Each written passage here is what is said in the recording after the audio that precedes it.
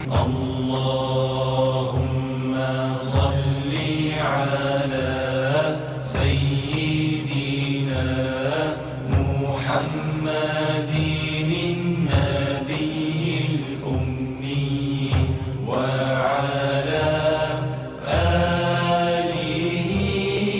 وصحبه وسلم. نحمده ونصلي ونسلم على سيدنا ومولانا محمد رسوله النبي الأمين المكين الحنين الكريم الرؤوف الرحيم. أما بعد، فأعوذ بالله من الشيطان الرجيم. بسم الله الرحمن الرحيم. والمؤمنون والمؤمنات بعضهم أولياء بعض يأمرون بالمعروف وينهون عن المنكر ويقيمون الصلاة ويؤتون الزكاة ويطيعون الله ورسوله أولئك سيرحمهم الله ان اللہ عزیز حکیم. صدق اللہ مولانا العظیم. مولاي صل وسلم دائما ابدا على حبیبک خیر الخلق كلهم.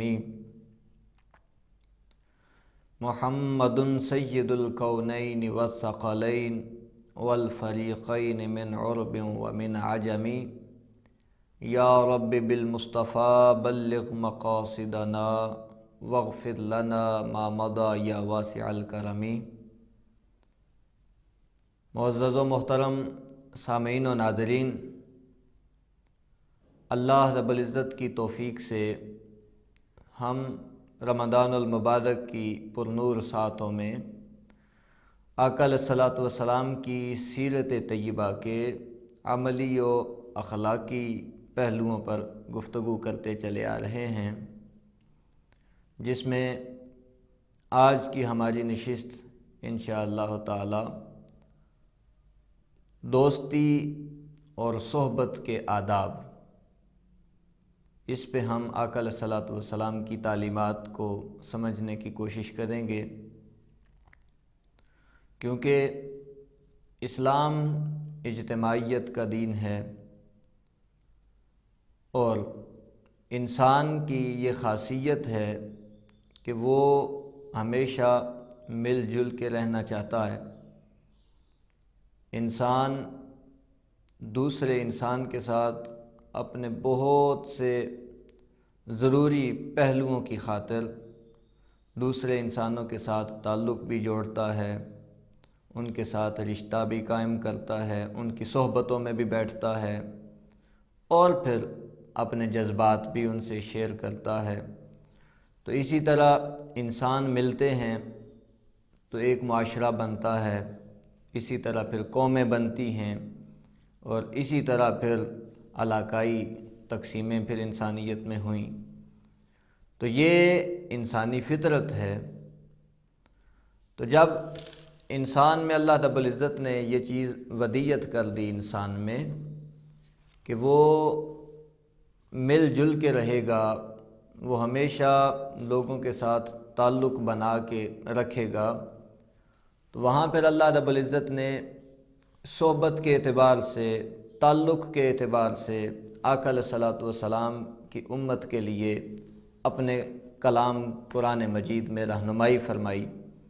اور پھر آقا علیہ الصلاۃ والسلام کی سیرت طیبہ سے ہمیں اس پہ مکمل رہنمائی ملتی ہے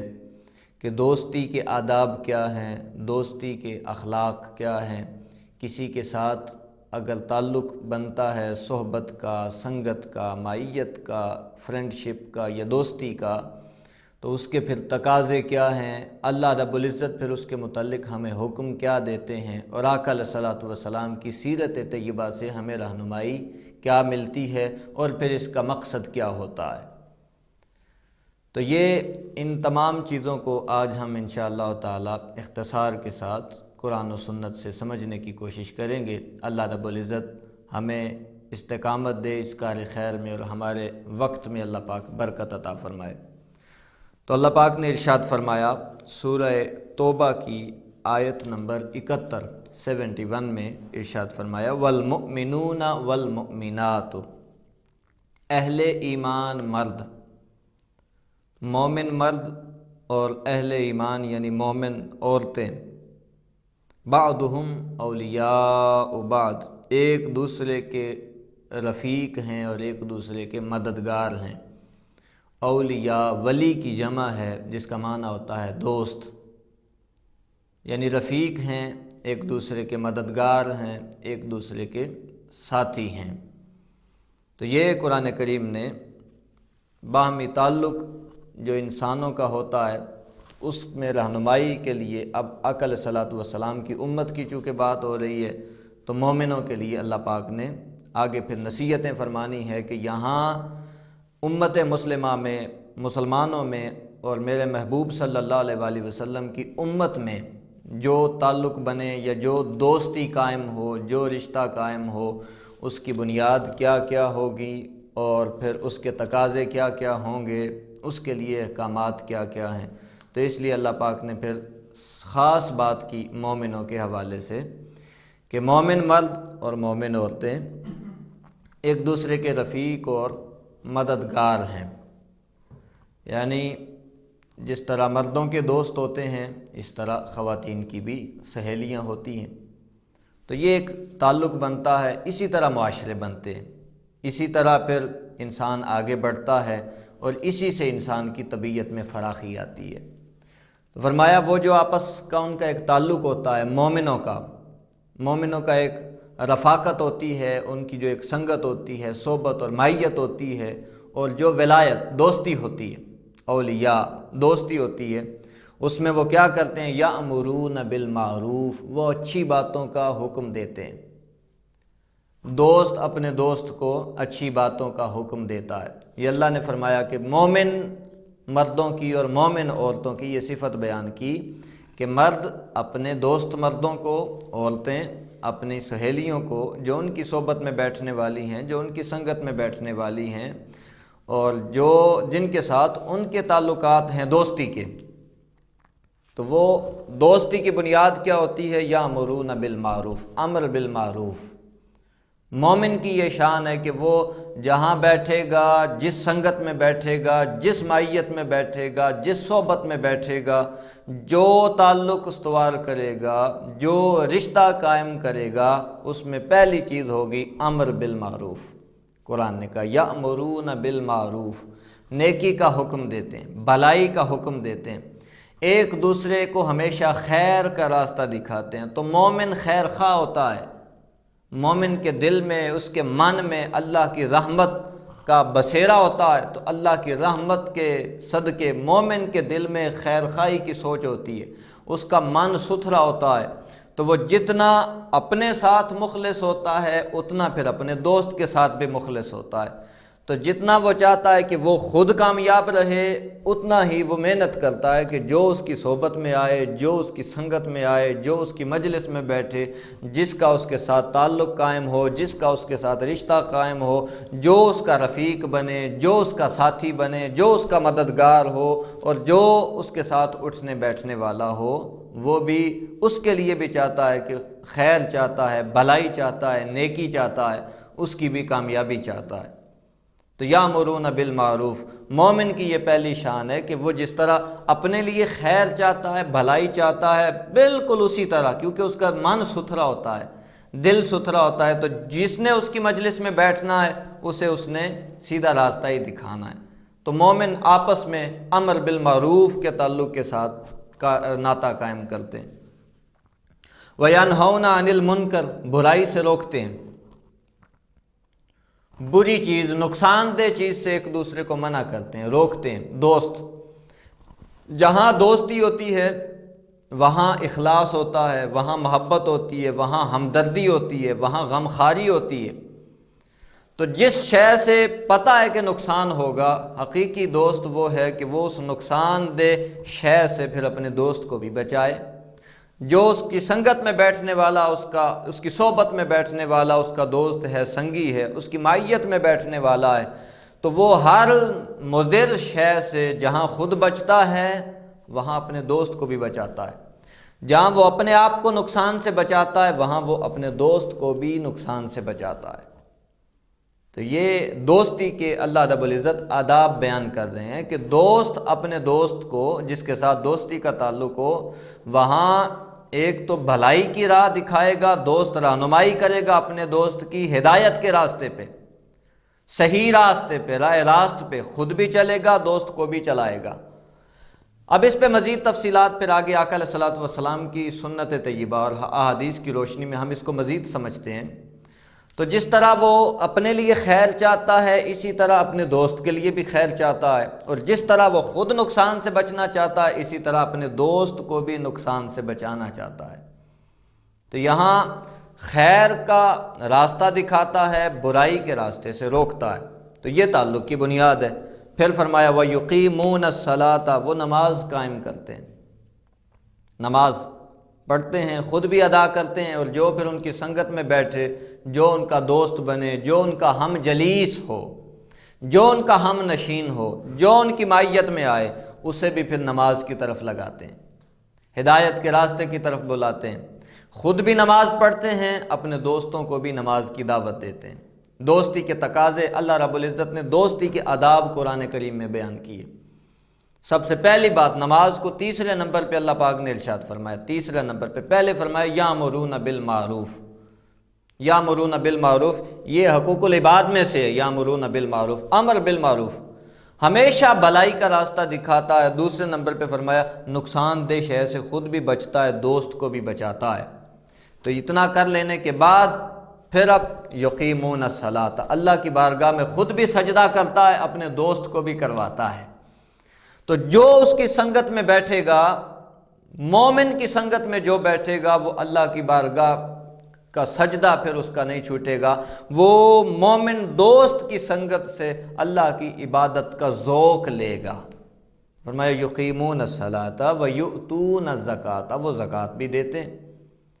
مدد بھی کرتے ہیں، معاشرے کا پسا ہوا پسماندہ غریب طبقہ، ان کی غمخواری بھی کرتے ہیں، ان کے دکھوں کا مداوع بھی کرتے ہیں، اور آپس میں بھی ایک دوسرے کی مدد کرتے ہیں، آپس میں بھی ایک دوسرے کی مدد کرتے ہیں، اور معاشرے کا بھی خیال کرتے ہیں۔ مومن جو دوست ہوں تو ان کی دوستی کی بنیادیں بیان ہو رہی ہیں کہ ان کی دوستی کا منشور کیا ہوتا ہے۔ منشور ہوتا ہے نا، مقاصد ہوتے ہیں، مقاصد ہوتے ہیں تعلق قائم کرنے کے۔ تو مومن جب تعلق قائم کرتا ہے یا دوستی قائم کرتا ہے تو اس کا منشور کیا ہے، اس کے پیچھے کیا تقاضے ہیں اور اس کے آداب کیا ہیں، اس کے مقاصد کیا ہیں، دوستی کے آداب کیا ہیں۔ بلائی کا حکم، برائی سے روکنا، اقامت نماز، اقامت صلاۃ اور ایتاء زکوٰۃ۔ معاشرے کا پسا ہوا جو پسماندہ غریب طبقہ ہے، بیوہ ہیں، یتیم ہیں، مسکین ہیں، مظلوم ہیں، مسافر ہیں، تو جو غرباء و مساکین معاشرے میں رہتے ہیں، جو سفید پوش رہتے ہیں، تو مومن جب دوستی قائم کرتا ہے تو اس کی دوستی کے مقاصد میں یہ بھی شامل ہوتا ہے کہ ہم مل جل کے معاشرے کی مدد کریں گے اور ویلفیئر، فلاح و بہبود کے ذریعے پسے ہوئے طبقے کو بھی اوپر لائیں گے۔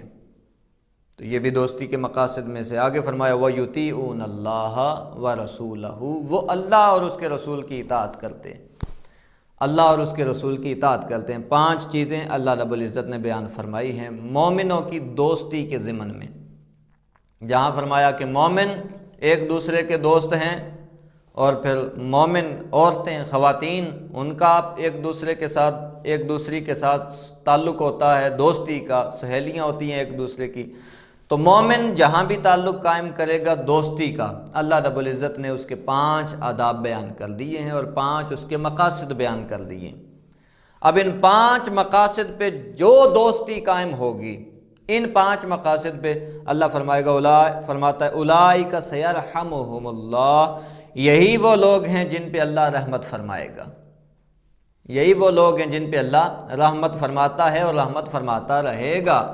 تو جس نے یہ تقاضے پورے کیے اپنی مجلس میں، اپنی صحبت میں، اپنی دوستی میں، اپنے تعلق میں، وہ اللہ کی رحمت کے سائے میں۔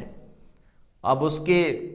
آسانیاں پیدا ہوں گی، اس کے لیے پھر راحتیں آئیں گی، ان کی دوستی میں پھر مزید برکتیں آئیں گی، اور پھر ان کی دوستی جہاں ان کے لیے نفع مند ہوگی وہاں باقی معاشرے کے لیے، انسانیت کے لیے بھی نفع مند ہوگی۔ تو اللہ ان پہ رحمت فرمائے گا جو دوستی کے آداب اور دوستی کے تقاضے پورے کریں گے۔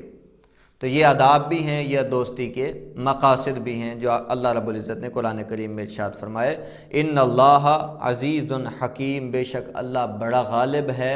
حکمت والا ہے۔ حکمت والا ہے یعنی دوستی کے پیچھے جو کار فرما حکمتیں ہوتی ہیں، انسان تو شاید ان کو نہ سمجھ سکے، مگر جس نے انسان کو پیدا کیا ہے وہ بڑا حکیم ہے،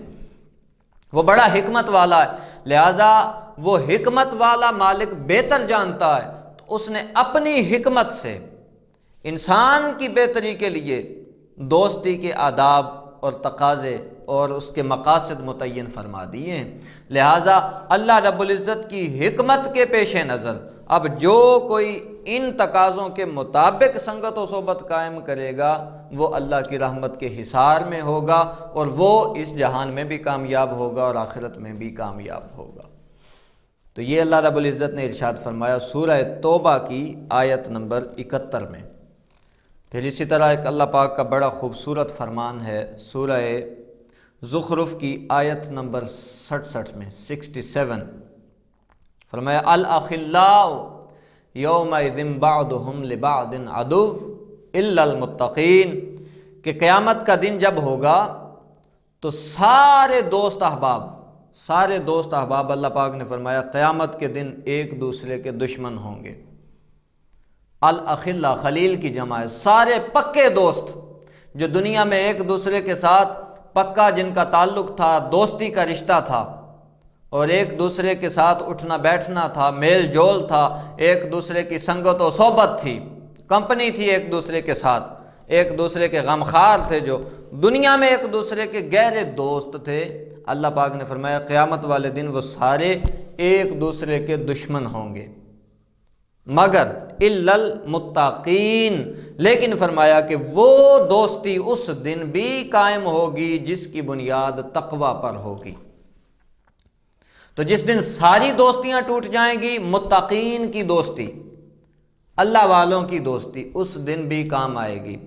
جو لوگ خود راہ راست پہ چلتے ہیں، ہدایت کی راہ پہ چلتے ہیں، نیکی کی راہ پہ چلتے ہیں، بھلائی کی راہ پہ چلتے ہیں، جو ان کے ساتھ تعلق قائم کرے گا تو وہ جہاں دنیا میں بھی بھلائی پائے گا، ان کی صحبت سے دنیا میں بھی اسے نیکی کی توفیق ملے گی، وہاں آخرت میں جا کر بھی ان دونوں کی دوستی سلامت رہے گی۔ تو متقین کے ساتھ جو تعلق ہے، متقین کی جو دوستی ہے، ان کی جو صحبت ہے، ان کی جو سنگت ہے، اور متقین کے ساتھ جو معیت ہے، ان کے ساتھ جو تعلق قائم کیا جاتا ہے، اللہ پاک فرماتا ہے قیامت کے دن وہ تعلق قائم رہے گا۔ یعنی یہ جو پیچھے سورہ توبہ کی آیت میں اللہ رب العزت نے آداب بیان فرمائے، اب اطاعت اللہ اور اس کے رسول کی اطاعت ہو،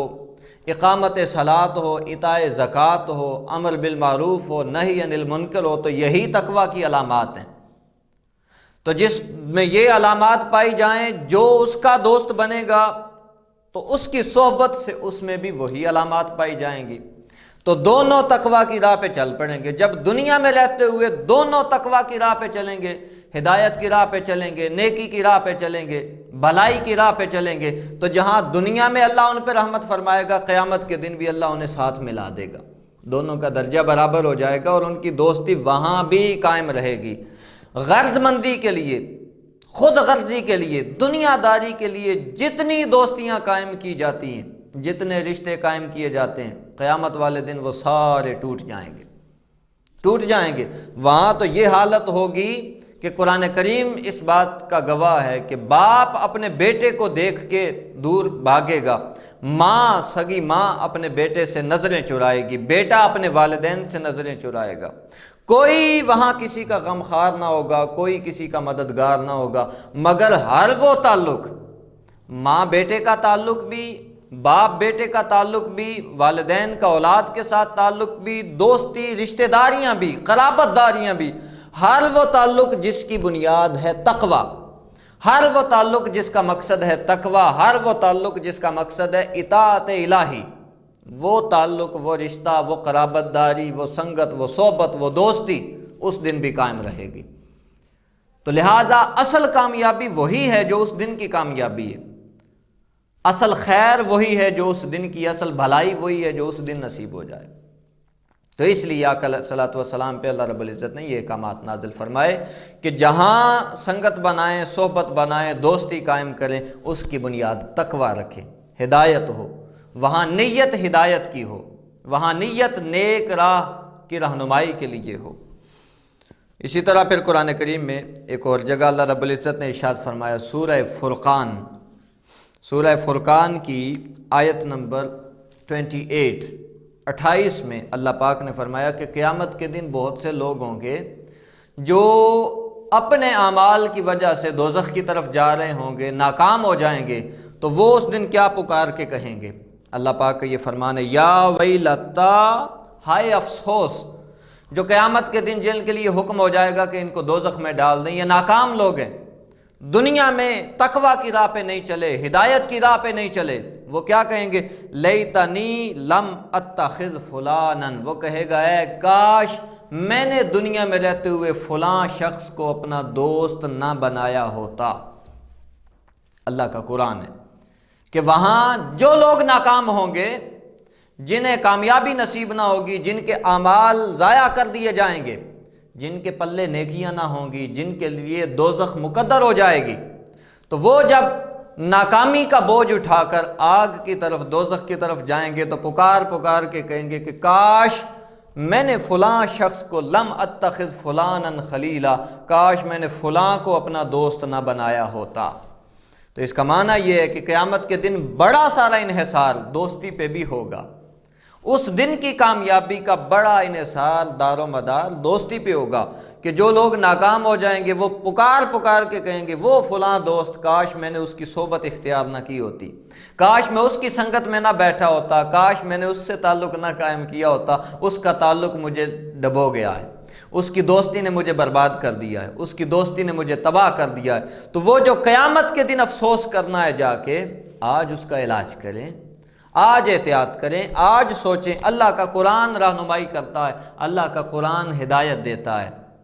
کہ کیسی دوستیاں، کیسے تعلق، کیسی رشتہ داریاں، کیسی قرابت داریاں ہیں جو قیامت کے دن نقصان اور افسوس کا باعث نہیں بنے گی، بلکہ اس دن بھی فخر کا باعث ہوں گی۔ وہ متقین کی، یعنی کون لوگ؟ امر بالمعروف، نہی عن المنکر، اقامت صلاۃ، ایتاء زکوٰۃ اور اللہ اور اس کے رسول کی اطاعت۔ یہ 5 چیزیں اللہ رب العزت نے بیان فرما دیں کہ جس دوستی کی بنیاد یہ 5 چیزیں ہوں گی، وہ اس جہان میں بھی اللہ کی رحمتوں کے حصار میں ہوگا، اور قیامت میں بھی اللہ رب العزت پھر اس کو کامیابی کی نعمت سے سرفراز فرمائے گا۔ تو دوستی کے متعلق اللہ رب العزت نے قرآن کریم میں یہ واضح احکامات فرما دیے۔ اب مومن کا آپس میں تعلق کیا ہوتا ہے؟ مومن کا، اس کے متعلق قرآن کریم آقا علیہ الصلوۃ والسلام کی احادیث کو جب ہم اسٹڈی کریں، مطالعہ کریں، تو آقا علیہ الصلوۃ والسلام نے اس پہ واضح ارشادات فرمائے ہیں، رہنمائی فرمائی ہے مومن کے متعلق۔ حضرت ابو موسیٰ اشعری رضی اللہ تعالیٰ عنہ آپ روایت کرتے ہیں، یہ متفق علیہ حدیث ہے، بخاری و مسلم کی، امام بخاری نے کتاب المظالم میں اس کو ذکر کیا، اور پھر آگے کتاب الصلاۃ میں بھی، پھر کتاب الادب میں بھی، پھر آگے امام مسلم نے بھی، آگے دیگر محدثین نے بھی پھر روایت کیا۔ قال رسول اللہ صلی اللہ علیہ وآلہ وسلم، کہ آقا علیہ الصلوۃ والسلام نے ارشاد فرمایا، المؤمن للمؤمن کالبنیان، مومن دوسرے مومن کے لیے مضبوط دیوار کی طرح ہے۔ آقا علیہ السلام نے ارشاد فرمایا ایک مومن دوسرے مومن کے لیے مضبوط دیوار کی طرح ہے، یشد بعضہ بعضا، جس کا ایک حصہ دوسرے حصے کو مضبوط کرتا ہے۔ مضبوط دیوار جس کا ایک حصہ ایک سائڈ دوسری سائڈ کو مضبوط کرتی ہے۔ وَشَبَّكَ بَيْنَ أَصَابِعِهِ، اور آقا علیہ الصلوۃ والسلام نے اپنی دونوں ہاتھوں کی انگلیوں کو یوں ڈالا اور اس طرح مثال دی کہ مومن آپس میں اس طرح ہے کہ ایک دوسرے کا سہارا بنتا ہے، ایک دوسرے کا آسرا بنتا ہے۔ اگر ایک سائڈ کمزور ہو جائے تو دوسری سائڈ طاقتور ہوتی ہے، تو وہ کمزوری کا بھی ازالہ ہو جاتا ہے۔ تو مومن کا دوسرے مومن کے ساتھ تعلق اس طرح کا ہے کہ وہ ایک دوسرے کی کمزوری کے وقت اس کی مدد فراہم کرتے ہیں، طاقت بنتے ہیں۔ مومن دوسرے مومن کی طاقت بنتا ہے، یہ مومن کی شان ہے۔ مومن دوسرے مومن کی قوت ہے، ایک مومن دوسرے مومن کا سہارا ہے، ایک مومن دوسرے مومن کے لیے آسرا ہے۔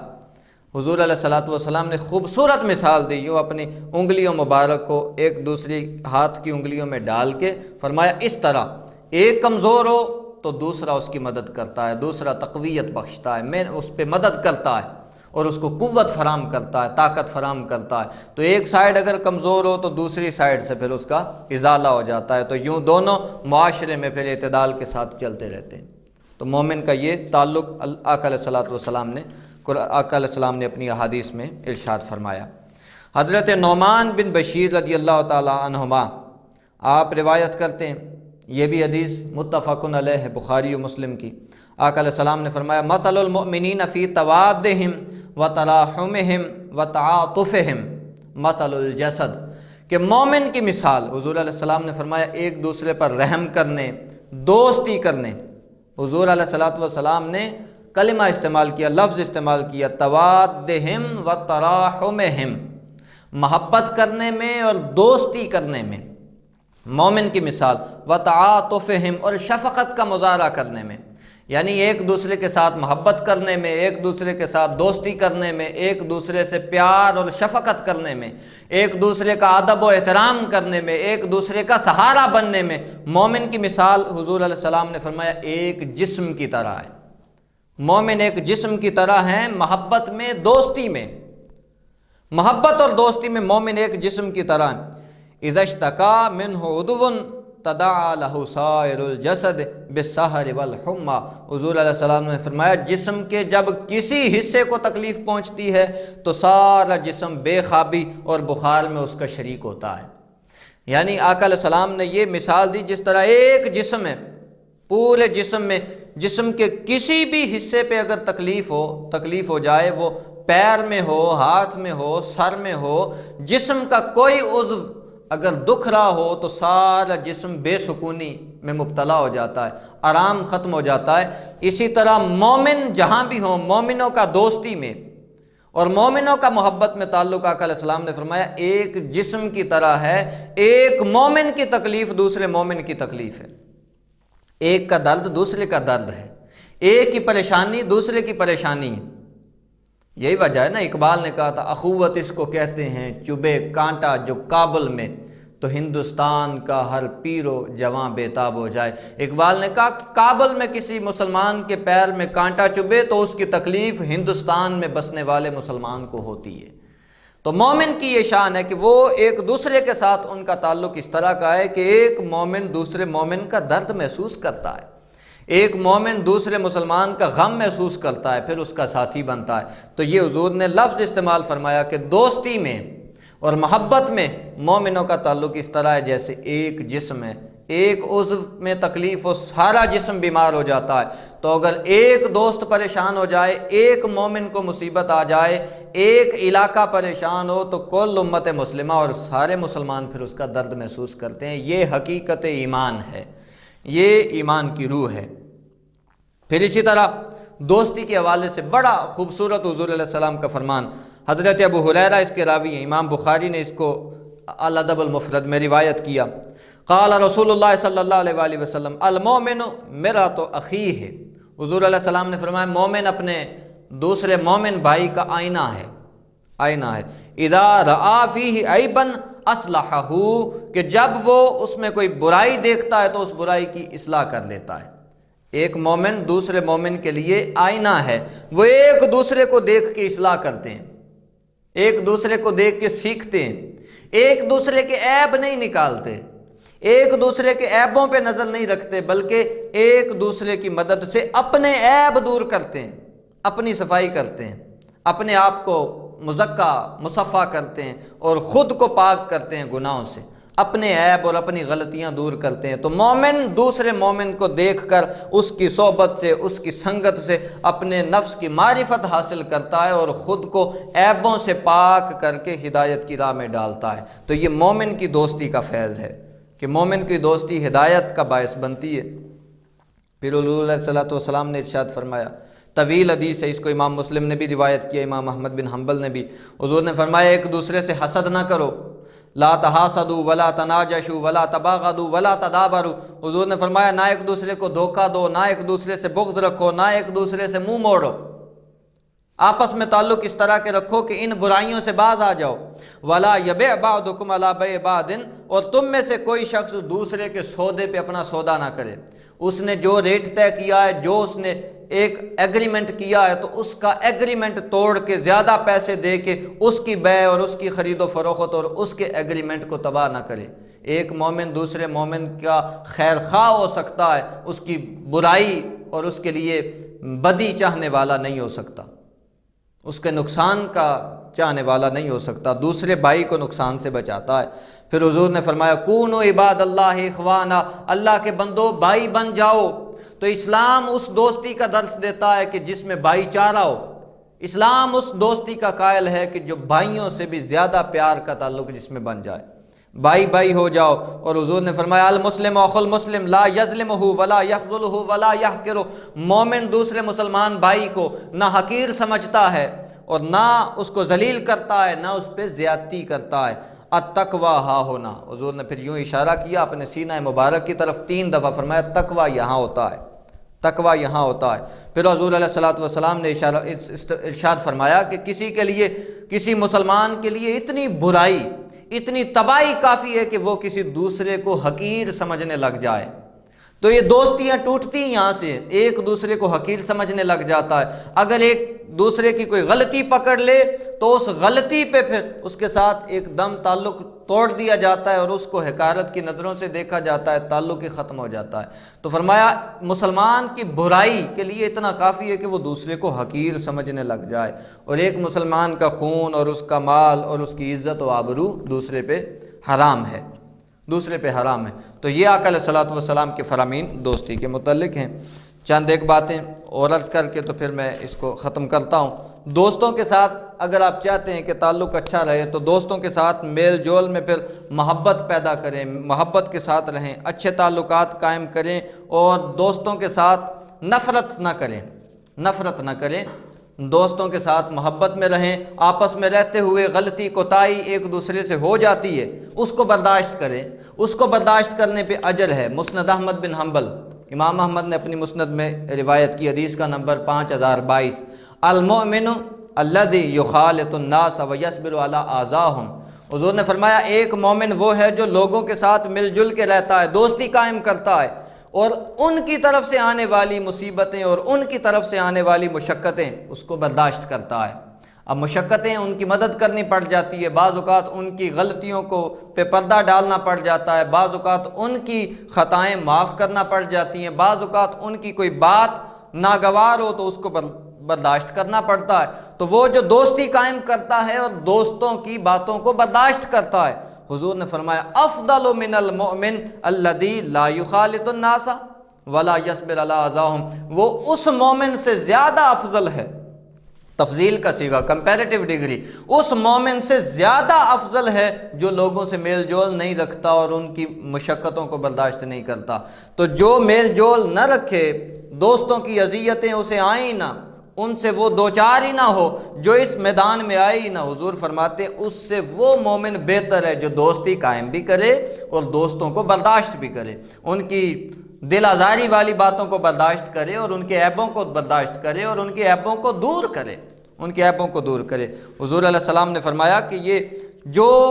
اس فیلڈ کا بندہ ہو، یعنی وہ دوستی بھی کرے اور پھر دوستوں کی مدد کرنے میں جو جو مشقت آئے انہیں بھی برداشت کرے، تو وہ اس سے بہت اعلیٰ ہے جو دوستی بناتا ہی نہیں۔ تو یہ حضور علیہ الصلوۃ والسلام نے دوستی بنانے کا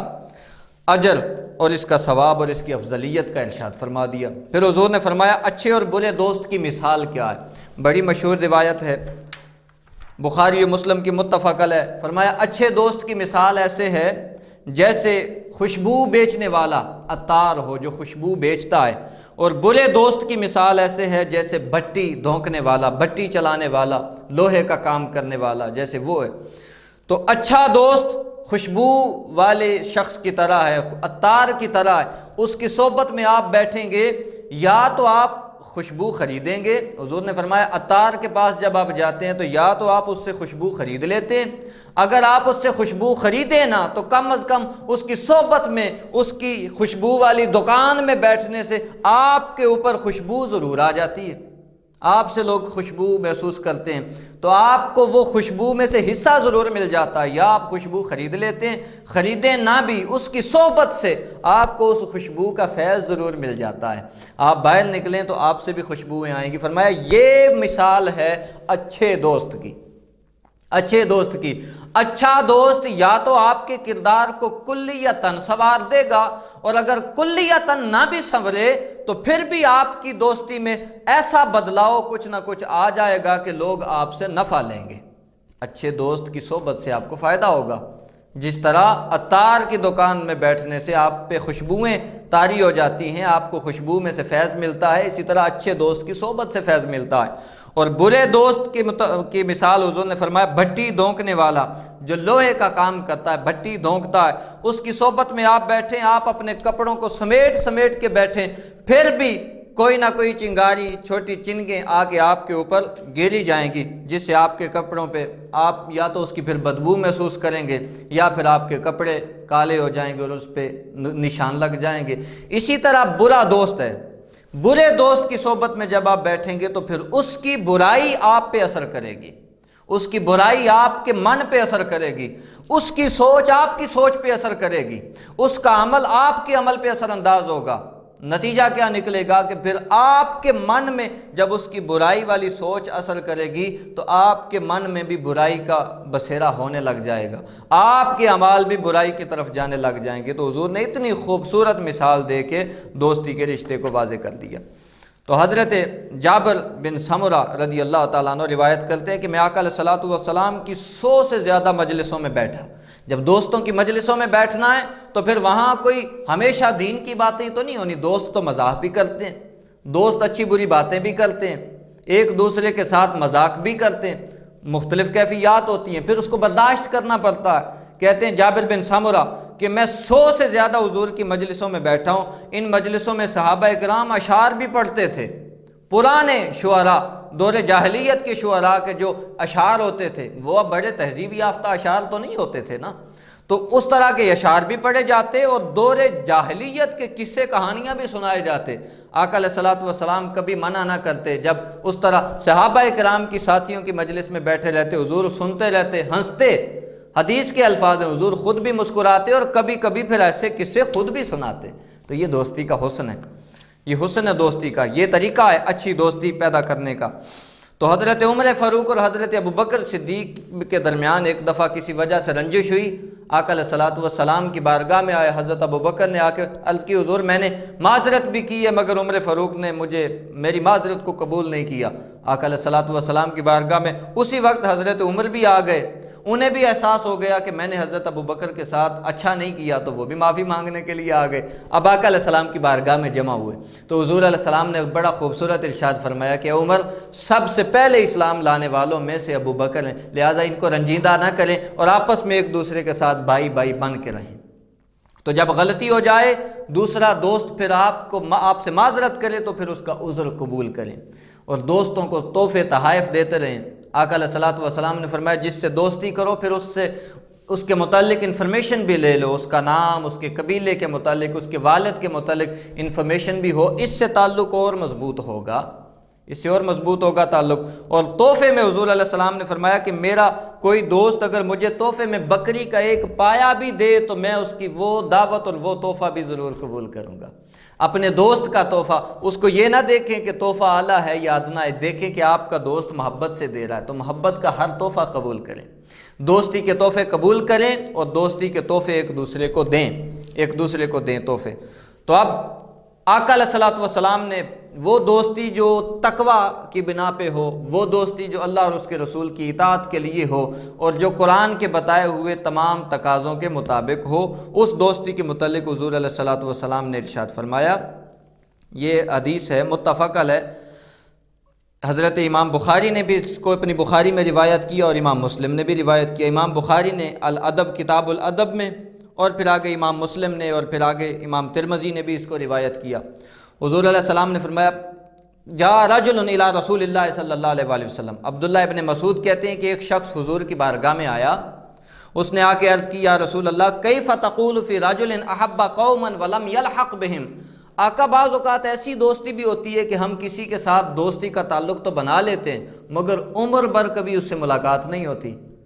کبھی اس سے ملتے نہیں ہیں، دوستی قائم کر لیتے ہیں، تعلق بنا لیتے ہیں، رشتہ بنا لیتے ہیں، محبت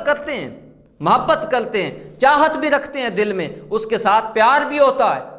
اور پھر اس سے محبت بھی ہوتی ہے، دوستی بھی ہوتی ہے، مگر کبھی ملاقات نہیں ہوتی۔ حضور علیہ السلام نے فرمایا المرء مع من احبہ، جس سے سچی دوستی ہوگی، جس سے سچی محبت ہوگی، اگر دنیا میں اس سے نہ مل سکو تو اللہ رب العزت تمہیں قیامت والے دن ملا دے گا، وہ دونوں دوستوں کو اللہ رب العزت اکٹھا کر دے گا۔ معاذ ابن جبل کہتے ہیں کہ میں نے رسول اللہ صلی اللہ علیہ وآلہ وسلم کو یہ فرماتے ہوئے سنا کہ اللہ فرماتا ہے حدیث قدسی ہے وجبت محبتی للمتحابین فیہ، اللہ فرماتے ہیں جو میری خاطر ایک دوسرے سے محبت کرتے ہیں میرے اوپر واجب ہے ان سے محبت کرنا، جو میری خاطر ایک دوسرے سے محبت کرتے ہیں تو میری محبت ان پہ واجب ہو جاتی ہے۔ والمتجالسین فیہ، جو میری خاطر مجلسیں منعقد کرتے ہیں، والمتزاورین فیہ والمتبادلین فیہ، جو میری خاطر ایک دوسرے سے ملتے ہیں اور میری خاطر ایک دوسرے پہ خرچ کرتے ہیں۔ تو جن کی دوستی کا مقصد میری رضا ہے، جن کی محبت کا مقصد میری رضا ہے، جن کے انفاق یعنی مال خرچ کرنے کا مقصد میری رضا ہے، جن کی سنگتوں اور مجلسوں کا مقصد میری رضا ہے، اور پھر جن کے ایک دوسرے کے میل ملاپ کا مقصد میری رضا ہے، اللہ پاک فرماتا ہے میرے اوپر واجب ہو جاتا ہے کہ پھر میں ان سے محبت کروں، اور جن سے اللہ محبت کرتا ہے انہیں پھر وہ دنیا میں بھی اپنی رحمت کے حصار میں لیتا ہے اور آخرت میں بھی انہیں بخشش کی نعمت سے سرفراز فرماتا ہے۔ آج کی نشست کو ہم یہاں ختم کرتے ہیں، شکریہ، السلام علیکم ورحمۃ اللہ تعالی۔ سب سے پہلے نئی ویڈیوز کو حاصل کرنے کے لیے آفیشیل یوٹیوب چینل کو سبسکرائب کریں اور بیل آئیکن کلک کریں۔